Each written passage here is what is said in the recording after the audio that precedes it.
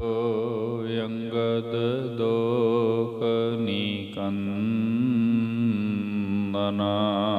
ਅਮਰਦਾਸ ਗੁਰ ਹਿਰਦੈ ਧਿਆਵੋ ਹਿਰਦੈ ਧਿਆਵੋ।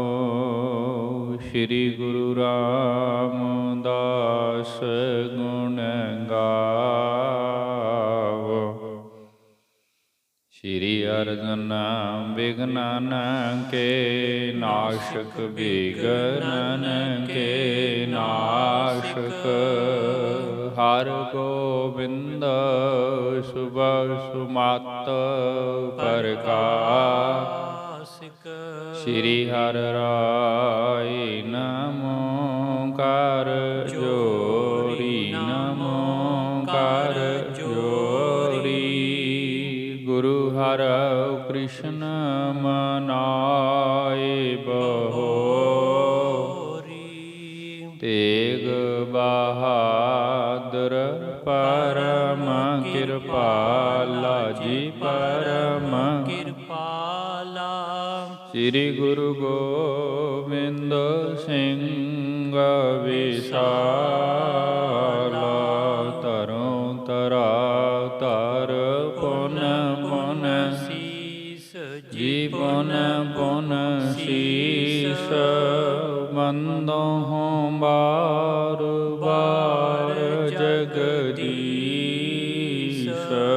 ਜਿਸ ਮਹਿ ਅੰਮ੍ਰਿਤ ਗਿਆਨ ਹੈ ਮਾਨਕ ਭਗਤ ਬੈਰਾਗ।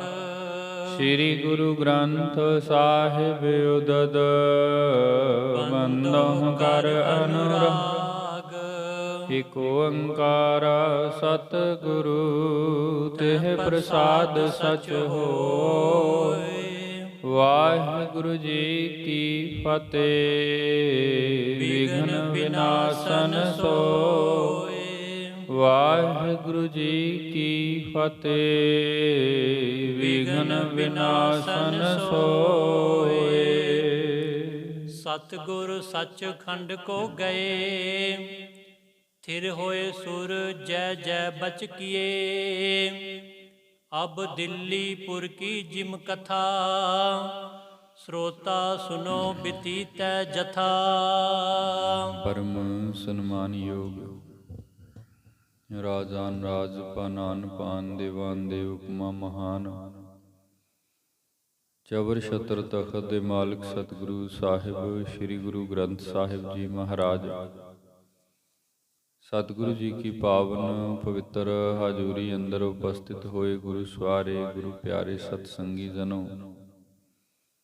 ਆਓ ਮਹਾਰਾਜ ਜੀ ਕੀ ਅਪਾਰ ਬਖਸ਼ਿਸ਼ ਨਾਲ ਸੰਧਿਆ ਵੇਲੇ ਦੇ ਪਾਵਨ ਪਵਿੱਤਰ ਦੀਵਾਨਾਂ ਦੀ ਪ੍ਰਾਰੰਭਤਾ ਕਰੀਏ। ਗੁਰੂ ਇਤਿਹਾਸ ਕੀ ਲੜੀਵਾਰ ਕਥਾ।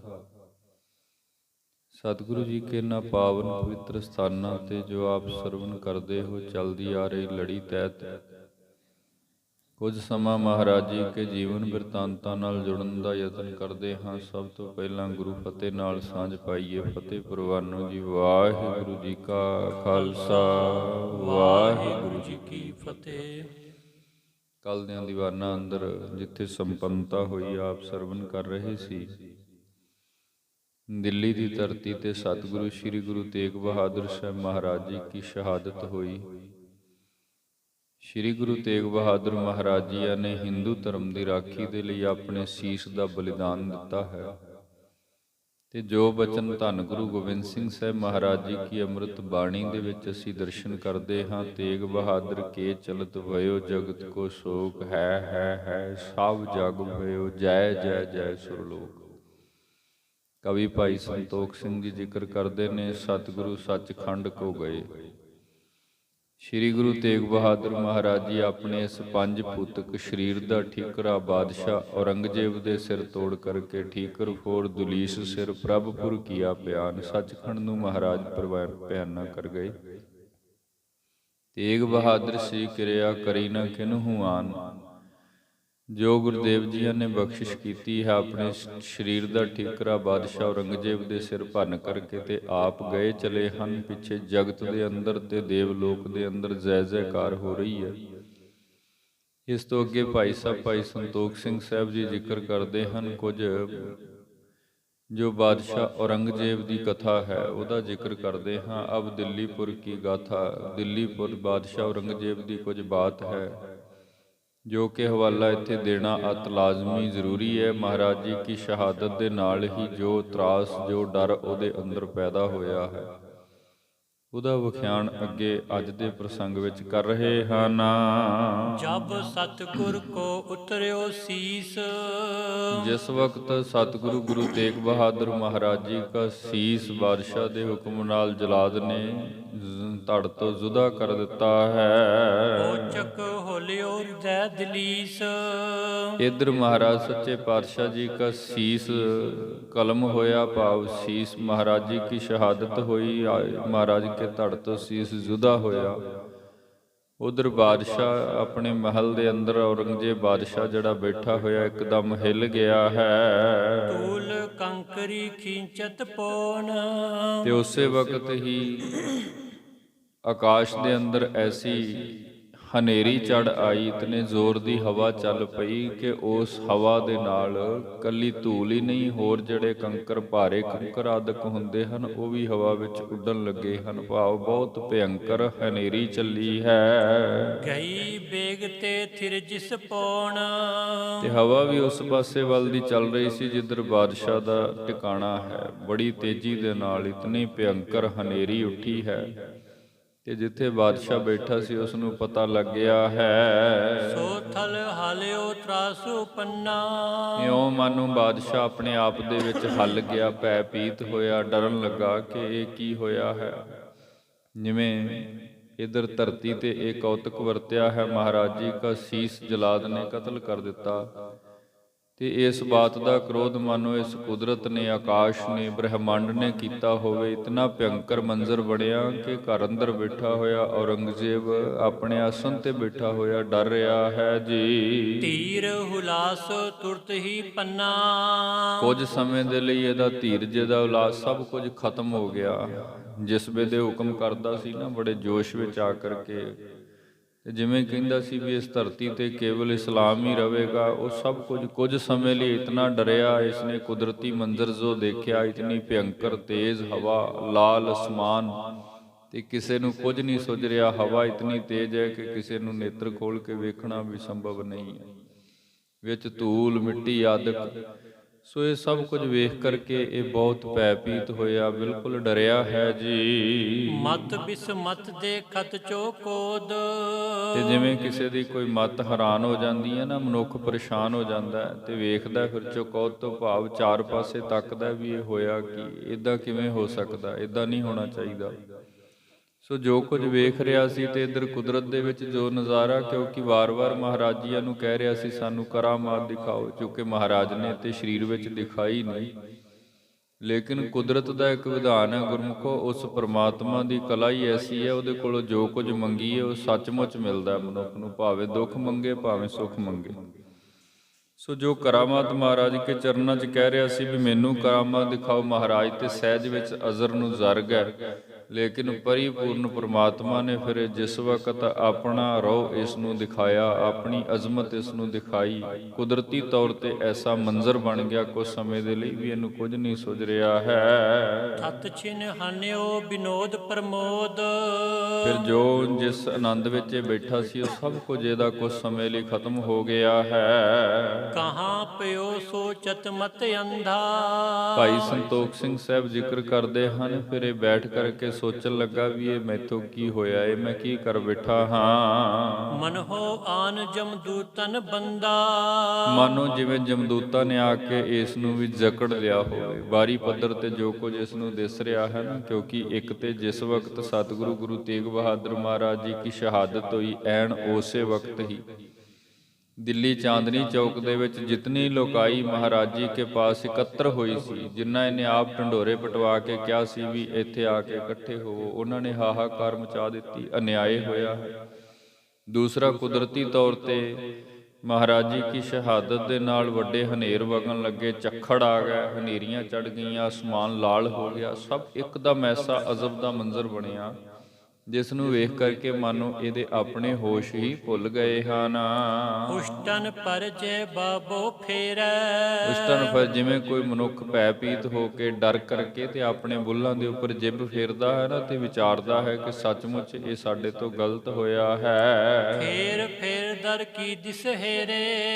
ਜਿਵੇਂ ਹੀ ਆਪਣੇ ਡਰਦਾ ਹੋਇਆ ਆਪਣੀਆਂ ਬੁੱਲ੍ਹਾਂ ਦੇ ਉੱਪਰ ਆਪਣੀ ਜਿੱਭ ਫੇਰਦਾ ਹੈ ਤੇ ਨਾਲ ਬਾਹਰ ਨੂੰ ਦੇਖਦਾ ਹੈ, ਆਪਣੇ ਮਹੱਲ ਵਿੱਚੋਂ ਬਾਹਰ ਨਿਗਾਹ ਮਾਰਦਾ ਹੈ ਤੇ ਬਾਹਰ ਜੋ ਮੰਜ਼ਰ ਬਣਿਆ ਹੈ, ਅੱਤ ਦੀ ਤੇਜ਼ ਤੀਖਣ ਹਵਾ ਵਗ ਰਹੀ ਹੈ, ਹਨੇਰੀ, ਕਿਤੇ ਕੁਝ ਨਹੀਂ ਦਿਸ ਰਿਹਾ, ਆਸਮਾਨ ਲਾਲ ਹੋ ਚੁੱਕਾ ਹੈ। ਸੋ ਉਹ ਸਭ ਕੁਝ ਵੇਖਦਾ ਹੋਇਆ ਡਰ ਰਿਹਾ ਹੈ ਜੀ। ਇਤਨੇ ਮੈਂ ਉਮਰਾਵ ਸੋ ਆਏ।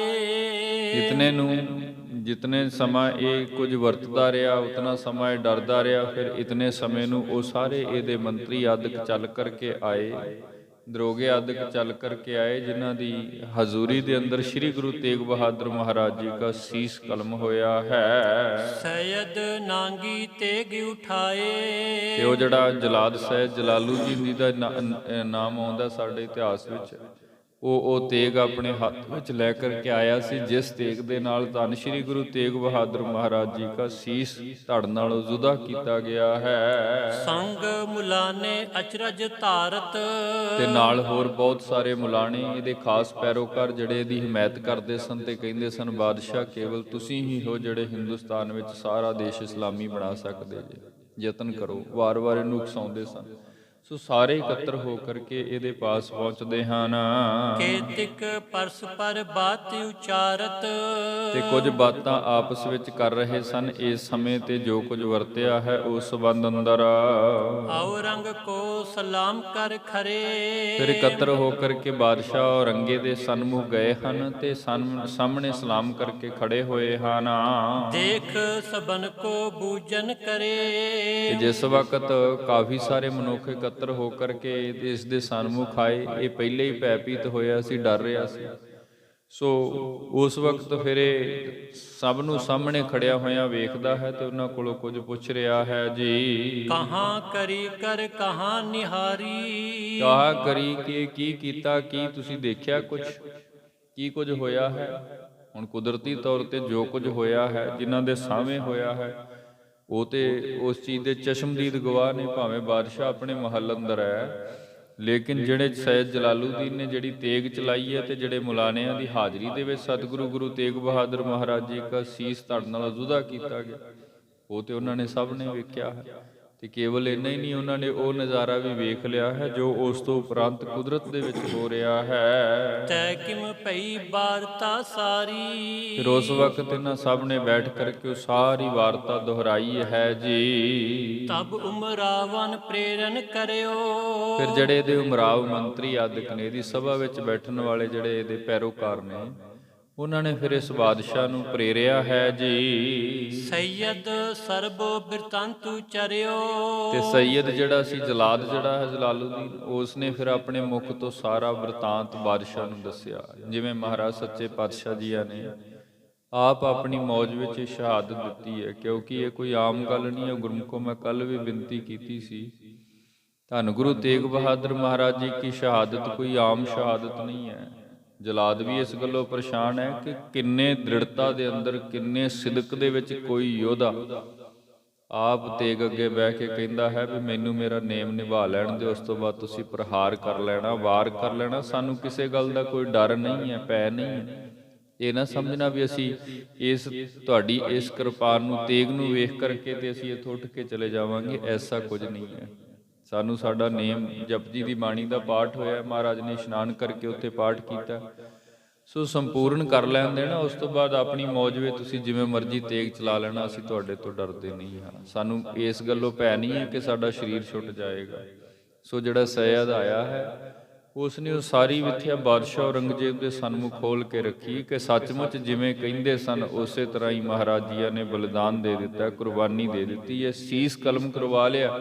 ਲੇਕਿਨ ਜੇ ਗੱਲ ਕਰੀਏ ਭੈ ਦੀ ਤੇ ਮਹਾਰਾਜ ਜੀ ਕੇ ਪਵਿੱਤਰ ਮੁਖ ਤੇ ਕੋਈ ਇੱਕ ਵੀ ਭੈ ਦੀ ਸ਼ਿਕਨ ਵੇਖਣ ਨੂੰ ਨਹੀਂ ਮਿਲੀ ਹੈ ਜੀ। ਹੁਕਮ ਆਪ ਕੋ ਜਬ ਲੈ ਗਏ, ਆਪ ਜੀਆਂ ਦੇ ਹੁਕਮ ਪਾ ਕਰਕੇ, ਬਾਦਸ਼ਾਹ ਆਪ ਜੀ ਦੇ ਹੁਕਮ ਦੇ ਨਾਲ ਜਦੋਂ ਅਸੀਂ ਮਹਾਰਾਜ ਜੀਆਂ ਨੂੰ ਗ੍ਰਿਫਤਾਰ ਕਰਕੇ ਉਸ ਸਥਾਨਪੁਰ ਗਏ ਸੀ, ਥਿਰੇ ਪਿੰਜਰੇ ਹੇਰਤ ਭਏ, ਉਸ ਵਕਤ ਜਾ ਕਰਕੇ ਖੁਦ ਪਿੰਜਰੇ ਦੇ ਵਿੱਚ ਮਹਾਰਾਜ ਜੀਆਂ ਨੂੰ ਲੋਹੇ ਦੇ ਪਿੰਜਰੇ ਵਿੱਚ ਕੈਦ ਕੀਤਾ ਹੋਇਆ ਸੀ। ਸੋ ਉਸ ਪਿੰਜਰੇ ਵਿੱਚ ਅਸੀਂ ਵੇਖਿਆ ਸੀ ਤੇ ਜਿਸ ਵਿਧ ਉਸ ਸਥਾਨ ਤੇ ਵੇਖਿਆ ਸੀ ਉਸੇ ਤਰ੍ਹਾਂ ਹੀ ਮਹਾਰਾਜ ਉਸ ਸਥਾਨ ਤੇ ਸਨ ਜਿੱਥੇ ਸੀਸ ਕਲਮ ਕੀਤਾ ਜਾਂਦਾ ਹੈ, ਸੀਸ ਦਾ ਬਲਿਦਾਨ ਹੁੰਦਾ ਹੈ, ਸ਼ਹਾਦਤ ਹੁੰਦੀ ਹੈ। ਸੋ ਉਹ ਸਭ ਕੁਝ ਅਸੀਂ ਨੇ ਆਪਣੀ ਅੱਖਾਂ ਨਾਲ ਦੇਖਿਆ ਹੈ ਜੀ। ਹਿਤ ਸਮਝਾਵਨ ਕੁਛ ਬਚ ਕਹੇ, ਤੇ ਇਹ ਸਭ ਕੁਝ ਕਾਰਾ ਵਰਤਾਉਣ ਤੋਂ ਪਹਿਲਾਂ ਅਸੀਂ ਇੱਕ ਵਾਰ ਫਿਰ ਯਤਨ ਕੀਤਾ ਸੀ ਵੀ ਇੱਕ ਵਾਰ ਗੁਰੂ ਤੇਗ ਬਹਾਦਰ ਮਹਾਰਾਜ ਜੀ ਦੇ ਨਾਲ ਕੁਝ ਬਚਨ ਕਰ ਲਏ ਜਾਣ। ਹਿਤ ਸਮਝਾਵਣ ਭਾਵ ਇੱਕ ਵਾਰ ਫਿਰ ਸਮਝਾ ਦਿੱਤਾ ਜਾਏ ਵੀ ਇਹ ਕੁਝ ਨਾ ਕਰੋ, ਸ਼ਹਾਦਤ ਨਾ ਦੇਵੋ, ਆਪ ਇਸਲਾਮ ਕਬੂਲ ਕਰ ਲਵੋ। ਉਨ ਅਜਮਤ ਪਰਖਨ ਕੋ ਚਹੇ, ਫਿਰ ਅਜਮਤ ਵੀ ਪਰਖਣੀ ਚਾਹੀਏ। ਇਹ ਵੀ ਕਿਹਾ ਵੀ ਕਰਾਮਾਤ ਦਿਖਾ ਦਿਓ ਤਾਂ ਵੀ ਤੁਹਾਨੂੰ ਬਾਦਸ਼ਾਹ ਛੱਡ ਦੇਵੇਗਾ, ਪਰੰਤੂ ਮਹਾਰਾਜ ਨੇ ਇਹ ਬਾਤ ਨੂੰ ਪ੍ਰਵਾਨ ਨਹੀਂ ਕੀਤਾ ਹੈ ਜੀ। ਸੁਨ ਕਰ ਨਿਕਸ ਗੁਸਲ ਕਰ ਲੀਨਾ, ਤੇ ਮਹਾਰਾਜ ਜੀਆਂ ਨੇ ਸਾਰੀ ਬਾਤ ਸੁਣੀ ਲੇਕਿਨ ਇਹਦਾ ਕੋਈ ਜਵਾਬ ਨਹੀਂ ਦਿੱਤਾ। ਤੇ ਅਸੀਂ ਕਹਿ ਸਕਦੇ ਹਾਂ ਕਿਉਂਕਿ ਮਹਾਰਾਜ ਇਸ ਬਾਤ ਦਾ ਜਵਾਬ ਪਹਿਲੇ ਬਹੁਤ ਵਾਰ ਦੇ ਚੁੱਕੇ ਹਨ। ਸਿਰ ਨਿਵਾਏ ਸਿਜਦਾ ਪੁਨ ਕੀਨ, ਫਿਰ ਸੈਦ ਦੱਸ ਰਿਹਾ ਸੀ, ਜਲਾਦ ਜਿਹੜਾ ਸੀ ਉਹ ਦੱਸ ਰਿਹਾ ਸੀ ਕਿ ਫਿਰ ਉਹਨਾਂ ਨੇ ਆਪ ਆਪਣੀ ਮੌਜ ਵਿੱਚ ਆ ਕਰਕੇ ਇਸ਼ਨਾਨ ਕੀਤਾ, ਉਸ ਤੋਂ ਉਪਰੰਤ ਸੀਸ ਨਵਾ ਕਰਕੇ ਆਪਣੇ ਅੱਲਾਹ ਤਾਲਾ ਖੁਦਾ ਨੂੰ ਸਿਜਦਾ ਕੀਤਾ ਹੈ। ਸਭ ਕੋ ਜੈਸੇ ਪ੍ਰਥਮ ਉਬਾਚਾ, ਜੋ ਜੋ ਮਹਾਰਾਜ ਜੀਆਂ ਨੇ ਪਹਿਲਾਂ ਕਿਹਾ ਸੀ, ਜਿਵੇਂ ਆਪਣੀ ਮੌਜ ਵਿੱਚ ਬੈਠ ਕਰਕੇ ਜੋ ਬਚਨ ਕਹਿੰਦੇ ਸਨ ਤੇ ਜਿਸ ਮੌਜ ਵਿੱਚ ਰਹੇ ਸਨ ਮਹਾਰਾਜ, ਉਸੇ ਤਰ੍ਹਾਂ ਹੀ ਇੱਥੋਂ ਤੱਕ ਆ ਕਰਕੇ ਇਹ ਜੋ ਕਾਰਾ ਮਹਾਰਾਜ ਜੀਆਂ ਨੇ ਆਪ ਕੀਤਾ ਹੈ ਜੀ। ਕੱਟਿਓ ਨ ਕਾਕਦ ਕਰਿਓ ਸੋ ਸਾਚਾ, ਮਹਾਰਾਜ ਜੀ ਨੇ ਆਪ ਆਪਣੀ ਮੌਜ ਦੇ ਵਿੱਚ ਇਹ ਸੀਸ ਬਲਿਦਾਨ ਦਿੱਤਾ ਹੈ ਜੀ। ਲੋਕ ਹਜ਼ਾਰੋਂ ਦੂਰ ਕੇ ਨੇਰੇ, ਤੇ ਉਹ ਅਸਥਾਨ ਤੇ ਹਜ਼ਾਰਾਂ ਲੋਕ ਇਸ ਗੱਲ ਦੇ ਚਸ਼ਮਦੀਦ ਗਵਾਹ ਨੇ। ਚਸ਼ਮਦੀਦ ਦਾ ਭਾਵ ਜਿਹੜੇ ਅੱਖੀ ਵੇਖ ਰਹੇ ਸਨ ਇਹ ਸਭ ਜੋ ਕਾਰਾ ਹੋ ਰਿਹਾ ਹੈ। ਸਮੇਂ ਦੇ ਹੁਕਮਰਾਨ ਜਿਵੇਂ ਸਤਿਗੁਰੂ ਗੁਰੂ ਤੇਗ ਬਹਾਦਰ ਮਹਾਰਾਜ ਜੀ ਨੂੰ ਸ਼ਹੀਦ ਕਰ ਰਹੇ ਨੇ, ਹਜ਼ਾਰਾਂ ਦੀ ਗਿਣਤੀ ਦੇ ਵਿੱਚ ਸਨਾਤਨੀ ਵੀ ਨੇ, ਇਸਲਾਮੀ ਵੀ ਨੇ, ਜਿਹੜੇ ਕਿ ਇਹ ਸਭ ਕੁਝ ਦੇਖ ਰਹੇ ਹਨ। ਸਗਰੇ ਖਰੇ ਤਿਨੋ ਦਿਸ ਹੇਰੈ, ਸਾਰੇ ਭੈ ਭੀਤ ਹੋ ਕਰਕੇ ਮਹਾਰਾਜ ਜੀ ਕੀ ਤਰਫ, ਗੁਰੂ ਤੇਗ ਬਹਾਦਰ ਮਹਾਰਾਜ ਜੀ ਕੀ ਤਰਫ ਹੀ ਦੇਖ ਰਹੇ ਹਨ। ਅਚਰਜ ਭਇਓ ਸੀਸ ਨ ਪਾਇਓ, ਤੇ ਸਭ ਤੋਂ ਵੱਡੀ ਬਾਤ ਇਹ ਹੈ, ਸਾਡੇ ਸਾਰਿਆਂ ਦੇ ਹੈਰਾਨ ਕਰਨ ਵਾਲੀ ਬਾਤ ਇਹ ਹੈ ਕਿ ਜਿਸ ਵਕਤ ਮਹਾਰਾਜ ਜੀ ਕੀ ਸ਼ਹਾਦਤ ਹੋ ਗਈ, ਕਿਉਂਕਿ ਅਸੀਂ ਸ਼ਹਾਦਤ ਵਰਤਦੇ ਹਾਂ, ਉਹ ਤੇ ਆਪਣੇ ਢੰਗ ਨਾਲ ਬਾਤ ਕਰਦੇ ਹੋਣਗੇ। ਸੋ ਜਿਸ ਵਕਤ ਗੁਰੂ ਤੇਗ ਬਹਾਦਰ ਮਹਾਰਾਜ ਜੀ ਦਾ ਸੀਸ ਪਾਵਨ ਧੜ ਤੋਂ ਜੁਦਾ ਕਰ ਦਿੱਤਾ ਗਿਆ, ਵੱਡੀ ਗੱਲ ਹੈ ਬਾਦਸ਼ਾਹ ਸੀਸ ਮਿਲਿਆ ਹੀ ਨਹੀਂ। ਤੇ ਮਿਲਣਾ ਵੀ ਕਿੱਥੇ ਸੀ, ਕਿਉਂਕਿ ਮਹਾਰਾਜ ਜੀ ਨੇ ਆਪਣੇ ਸਿੱਖ ਨੂੰ ਪਹਿਲੇ ਹੀ ਇਹ ਸੇਵਾ ਦੇ ਦਿੱਤੀ ਸੀ ਕਿ ਭਾਈ ਸਿੱਖਾ ਇਹਨਾਂ ਨੇ ਸਭ ਕੁਝ ਕਰਨਾ ਹੈ ਤੇ ਤੁਸਾਂ ਨੇ ਇਹ ਸੇਵਾ ਲੈਣੀ ਹੈ। ਸੋ ਭਾਈ ਜੀਵਨ ਸਿੰਘ, ਭਾਈ ਜੈਤਾ ਰੰਗ ਰੇਟੇ ਗੁਰੂ ਕੇ ਬੇਟੇ, ਉਹਨਾਂ ਨੇ ਉਸੇ ਵਕਤ ਹੀ ਉਹ ਸੀਸ ਦੀ ਸੰਭਾਲ ਕੀਤੀ। ਸੋ ਇਹਨਾਂ ਨੂੰ ਪਤਾ ਨਹੀਂ ਲੱਗਾ ਤੇ ਇਹਨਾਂ ਲਈ ਹੈਰਾਨੀ ਦੀ ਬਾਤ ਹੋ ਗਈ ਕਿ ਮਹਾਰਾਜ ਦਾ ਸੀਸ ਤੇ ਧੜ ਤੋਂ ਜੁਦਾ ਹੋਇਆ ਹੈ, ਲੇਕਿਨ ਹੁਣ ਸੀਸ ਪ੍ਰਾਪਤ ਨਹੀਂ ਹੋਇਆ ਵੀ ਉਹ ਕਿੱਥੇ ਗਿਆ ਹੈ ਜੀ। ਵਿਖਿਓ ਨਾ ਕਿਨਹੂ ਕਿਸੂ ਉਠਾਇਓ, ਤੇ ਕਹਿਣ ਲੱਗੇ ਮੁਲਾਣੇ ਸਮੇਤ ਜਲਾਦ ਵੀ ਅਸੀਂ ਵੇਖਿਆ ਨਹੀਂ, ਕਿਸ ਨੇ ਉਠਾਇਆ, ਕਿਵੇਂ ਉਠਾਇਆ। ਇਹਨਾਂ ਲਈ ਉਸ ਵਕਤ ਤੋਂ ਕੇਵਲ ਕਰਾਮਾਤ ਹੀ ਹੋਈ ਹੈ, ਕਿਉਂਕਿ ਇਤਨੀ ਫੁਰਤੀ ਨਾਲ ਭਾਈ ਜੈਤਾ ਜੀ ਗੁਰੂ ਕੇ ਸਿੱਖ, ਉਹਨਾਂ ਨੇ ਸੀਸ ਦੀ ਸੰਭਾਲ ਕੀਤੀ ਕਿ ਇਹਨਾਂ ਦੀ ਨਜ਼ਰ ਵਿੱਚ ਵੀ ਉਹ ਕਾਰਨਾਮੇ ਨੂੰ ਨਹੀਂ ਆਉਣ ਦਿੱਤਾ, ਭਾਵੇਂ ਕਿ ਉੱਥੇ ਬਹੁਤ ਸਖਤ ਪਹਿਰੇ ਸਨ। ਜਿਵੇਂ ਮਹਾਰਾਜ ਸੱਚੇ ਪਾਤਸ਼ਾਹ ਜੀ ਕੀ ਸ਼ਹਾਦਤ ਹੁੰਦੀ ਹੈ, ਸੀਸ ਜਿਹੜਾ ਹੈ ਧੜ ਤੋਂ ਜੁਦਾ ਹੋ ਕਰਕੇ ਧਰਤੀ ਤੇ ਡਿੱਗਦਾ ਹੈ, ਨਾਲ ਦੀ ਨਾਲ ਉਸ ਗੁਰੂ ਕੇ ਬੇਟੇ ਨੇ ਆਪਣੀ ਗੋਦ ਵਿੱਚ ਲੈ ਕਰਕੇ ਆਨੰਦਪੁਰ ਸਾਹਿਬ ਵੱਲ ਚਾਲੇ ਪਾ ਦਿੱਤੇ। ਹਨੇਰ ਚੜ ਪਿਆ, ਮੌਸਮ ਦੇ ਅੰਦਰ ਵੱਡੀਆਂ ਕਰਾਮਾਤਾਂ ਪ੍ਰਗਟ ਹੋ ਗਈਆਂ। ਸੋ ਇਹ ਇੰਨੇ ਕੁ ਸਮੇਂ ਦਾ ਕੌਤਕ ਹੈ ਕਿ ਜਿਸ ਵਕਤ ਸੀਸ ਜੁਦਾ ਹੋਇਆ, ਗੁਰੂ ਕਾ ਬੇਟਾ ਭਾਈ ਜੈਤਾ ਜੀ ਉਹ ਸੀਸ ਲੈ ਕੇ ਤੁਰ ਪਏ। ਇਧਰ ਕਿਸੇ ਦੇ ਅੱਖਾਂ ਸਾਹਮਣੇ ਇਹ ਗੱਲ ਆਈ ਨਹੀਂ ਵੀ ਸੀਸ ਕਿੱਧਰ ਗਿਆ ਹੈ। ਜਾ ਕਰਕੇ ਹੁਕਮਰਾਨ ਬਾਦਸ਼ਾਹ ਔਰੰਗਜ਼ੇਬ ਨੂੰ ਕਹਿਣ ਲੱਗੇ ਵੀ ਸਾਨੂੰ ਤੇ ਇਉਂ ਲੱਗਿਆ ਹੈ ਜਿਵੇਂ ਸੀਸ ਅਲੋਪ ਹੋ ਗਿਆ ਹੈ ਜੀ। ਬ੍ਰਿੰਦ ਸਿਪਾਹੀ ਇਤੁਤ ਫਿਰੈ। ਕਿਉਂਕਿ ਉਸ ਵਕਤ ਸਾਡੇ ਬਹੁਤ ਸਾਰੇ ਸਿਪਾਹੀ ਸਖਤ ਪਹਿਰੇ ਤੇ ਖੜੇ ਸਨ, ਇੱਧਰ ਉੱਧਰ ਸਭ ਐਨ ਸਖਤ ਪਹਿਰਾ ਲਾ ਕਰਕੇ ਵਿਚਰ ਰਹੇ ਸਨ। ਖੋਜ ਰਹੇ ਨੈ ਦਿਖਬੋ ਖਰੈ। ਬਾਦਸ਼ਾਹ ਬਹੁਤ ਖੋਜ ਕੀਤੀ ਸੀਸ ਦੀ, ਬਹੁਤ ਭਾਲ ਕੀਤੀ ਅਸੀਂ, ਲੇਕਿਨ ਮਹਾਰਾਜ ਕਾ ਜੋ ਪਾਵਨ ਸੀਸ ਹੈ, ਸਿਰ ਹੈ ਜਿਹੜਾ ਧੜ ਤੋਂ ਜੁਦਾ ਹੋਇਆ ਹੈ, ਉਹ ਸਾਨੂੰ ਨਹੀਂ ਮਿਲਿਆ ਹੈ। ਸਭ ਕੋ ਡਰਦੇ ਉੱਚ ਸੁਨਾਇਓ। ਤੇ ਜਿਹੜੇ ਮੁਖੀ ਐਲਕਾਰ ਸਨ, ਜੋ ਵੱਡੇ ਬਾਦਸ਼ਾਹ ਦੇ ਹੁਕਮਰਾਨ ਨੇ ਫੌਜ ਦੇ ਉੱਪਰ ਸਨ, ਉਹਨਾਂ ਨੇ ਫਿਰ ਬੜੇ ਡਰ ਦੇ ਕਰਕੇ ਆਈ ਹੋਈ ਸਾਰੇ ਜਿਤਨੀ ਭੀੜ ਆ ਉਹਨਾਂ ਸਭ ਨੂੰ ਉੱਚੀ ਆਵਾਜ਼ ਵਿੱਚ ਕਹਿ ਕੇ ਸੁਣਾਇਆ ਕਿ ਵੇਖੋ, ਜੇ ਕਿਸੇ ਨੇ ਹੁਜਤ ਕੀਤੀ ਹੈ ਤੇ ਉਹਨੂੰ ਵੀ ਕਤਲ ਕਰ ਦਿੱਤਾ ਜਾਏਗਾ, ਦੱਸ ਦਿਓ ਸੀਸ ਕਿੱਥੇ ਹੈ, ਕਿਉਂਕਿ ਭੈ ਵੀ ਹੈ ਇਹਨਾਂ ਨੂੰ। ਸੋ ਇਸ ਵੇਲੇ ਸਭ ਨੂੰ ਡਰ ਦੇ ਕੇ ਵੀ ਸੁਣਾਇਆ ਹੈ ਜੀ। ਤਉ ਨ ਕਿਸਤੇ ਹਾਥਨ ਪਾਇਓ। ਤੇ ਸਿਪਾਹੀਆਂ ਨੇ ਭੋਗ ਪੜਤਾਲ ਵੀ ਬਹੁਤ ਕੀਤੀ ਹੈ, ਲੱਭਿਆ ਵੀ ਬਹੁਤ ਹੈ ਇੱਧਰ ਉੱਧਰ ਆਮ ਲੋਕਾਈ ਦੇ ਅੰਦਰ, ਲੇਕਿਨ ਕਿਸੇ ਪਾਸੋਂ ਸਾਨੂੰ ਕੋਈ ਸੁਰਾਖ ਨਹੀਂ ਮਿਲਿਆ, ਕਿਸੇ ਦੇ ਹੱਥ 'ਚੋਂ ਇਹ ਖਬਰ ਨਹੀਂ ਮਿਲੀ ਕਿਸੇ ਪਾਸ ਤੋਂ ਵੀ ਕਿਸੇ ਪਾਸ ਮਹਾਰਾਜ ਦਾ ਸੀਸ ਹੋਵੇ। ਏਕ ਏਕ ਕੋ ਬਉਰ ਬਿਲੋਕਾ। ਇੱਕ ਇੱਕ ਮਨੁੱਖ ਦੀ ਤਲਾਸ਼ੀ ਕੀਤੀ ਗਈ ਉਸ ਵਕਤ, ਜਿਸ ਵਕਤ ਗੱਲ ਸੀਸ ਦੀ ਆਈ ਹੈ, ਜਿਸ ਵਕਤ ਉਹ ਹਨੇਰ ਰੁਕਦਾ ਹੈ, ਜਿਵੇਂ ਇਹਨਾਂ ਨੂੰ ਪਤਾ ਲੱਗਿਆ ਕਿ ਇੱਥੇ ਸੀਸ ਨਹੀਂ ਹੈ, ਧੜ ਤੇ ਹੈ, ਸੀਸ ਨਹੀਂ ਹੈ, ਤੇ ਧੜ ਵੀ ਉਸ ਵਕਤ ਐਸੀ ਕਲਾ ਅੱਗੇ ਵਿਸਤਾਰ ਆਵੇਗਾ ਇਤਿਹਾਸ ਵਿੱਚ, ਕਿਉਂਕਿ ਜਿਸ ਵਕਤ ਹਨੇਰੀ ਚੱਲਦੀ ਹੈ ਤੇ ਹਨੇਰੀ ਦੇ ਨਾਲ ਹੀ ਮੌਕਾ ਤੱਕ ਕਰਕੇ ਉਧਰ ਦੂਜੇ ਪਾਸੇ ਭਾਈ ਲੱਖੀ ਸ਼ਾਹ ਜੀ ਜਿਹੜੇ ਹਨ, ਉਹ ਮਹਾਰਾਜ ਜੀ ਇੱਕ ਧੜ ਵੀ ਸਾਂਭ ਲੈਂਦੇ ਨੇ, ਉਹਨਾਂ ਦਾ ਅੰਤਮ ਸੰਸਕਾਰ ਕਰਦੇ ਨੇ, ਅੱਗੇ ਬਿਰਤਾਂਤ ਹੈ। ਖੈਰ ਕਹਿਣ ਲੱਗੇ ਇੱਕ ਇੱਕ ਮਨੁੱਖ ਨੂੰ ਅਸੀਂ ਵੇਖਿਆ ਹੈ, ਇੱਕ ਇੱਕ ਦੀ ਤਲਾਸ਼ੀ ਲਈ ਹੈ, ਬੜੇ ਬਰੀਕੀ ਨਾਲ ਸਿਪਾਹੀਆਂ ਨੇ ਦੇਖਿਆ, ਲੇਕਿਨ ਸੀਸ ਨਹੀਂ ਮਿਲਿਆ ਹੈ। ਸਭ ਕੋ ਗਮਨ ਕਰਨ ਤੇ ਰੋਕਾ। ਕਿਉਂਕਿ ਸਿਪਾਹੀਆਂ ਨੇ ਸਖਤ ਪਹਿਰੇ ਲਾ ਕਰਕੇ ਇਹ ਰੋਕ ਦਿੱਤਾ ਸੀ ਵੀ ਇੱਥੋਂ ਕੋਈ ਜਾਏਗਾ ਨਹੀਂ, ਸਭ ਦੀ ਇੱਕ ਤਲਾਸ਼ੀ ਹੋਵੇਗੀ, ਸਭ ਦਾ ਪਤਾ ਲਿਆ ਜਾਵੇਗਾ ਵੀ ਇਹ ਸੀਸ ਕਿੱਥੇ ਗਏ ਹਨ।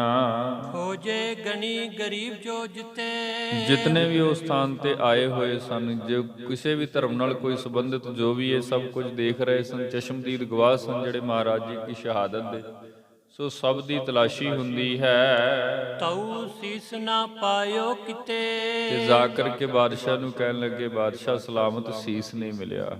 ਇਹ ਉਹਨਾਂ ਲਈ ਇੱਕ ਗੁਰੂ ਕੀ ਕਰਾਮਾਤ ਹੀ ਹੈ ਜੀ। ਕਹਿ ਜ਼ਮੀਨ ਮੈਂ ਪ੍ਰਸਿਓ ਜਾਈ। ਕਹਿ ਜ਼ਮੀਨ ਮੈਂ ਪ੍ਰਵੇਸ਼ਿਓ ਜਾਈ। ਹੁਣ ਸਾਨੂੰ ਨਹੀਂ ਪਤਾ ਵੀ ਜਿਸ ਵਕਤ ਉਹ ਸੀਸ ਧੜ ਤੋਂ ਜੁਦਾ ਹੋਇਆ ਹੈ, ਸ਼ਸਤਰ ਦੇ ਵਾਰ ਨਾਲ ਜ਼ਮੀਨ ਵਿੱਚ ਹੀ ਪ੍ਰਵੇਸ਼ ਕਰ ਗਿਆ, ਥੱਲੇ ਕਿਤੇ ਧਰਤੀ ਵਿੱਚ ਪਤਾਲ ਵਿੱਚ ਗਿਆ ਚਲਾ, ਕਿਉਂਕਿ ਉਹਨਾਂ ਲਈ ਉਸ ਵਕਤ ਇਹ ਬੜਾ ਵੱਡਾ ਅਚਰਜ ਕੌਤਕ ਹੈ।